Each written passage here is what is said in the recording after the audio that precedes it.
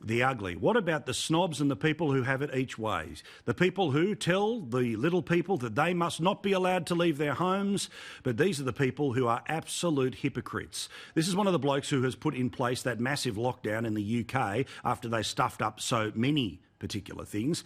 But wait till you see what Tucker Carlson explains about why this bloke has decided to resign and some of the other nonsense where people, well, they say one thing and they are doing another. This is the definition of ugly. The British government asked Ferguson to help design its quarantines as a member of the Scientific Advisory Group for Emergencies, SAGE. Ferguson was happy to help shut down the entire United Kingdom, but it turns out he wasn't that interested at all in participating in it personally. Today, the Telegraph newspaper reported that Neil Ferguson ignored his own lockdowns.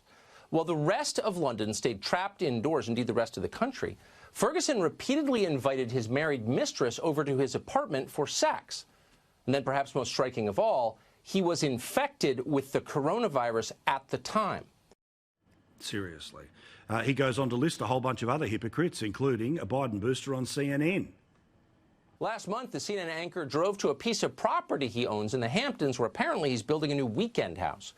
At the time, Cuomo was infected with the coronavirus and suffering from symptoms. He was supposed to be quarantined in total isolation in his basement full-time. That's where he told his television audience he was. Night after night, Cuomo put on shows that revolved around his struggles with the illness and his virtuous, even selfless efforts to prevent others from getting infected with it.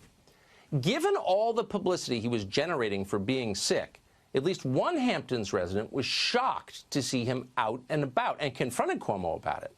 Cuomo responded by calling the man a, quote, jackass loser. Because, you know, one rule for them, one rule for the rest of us.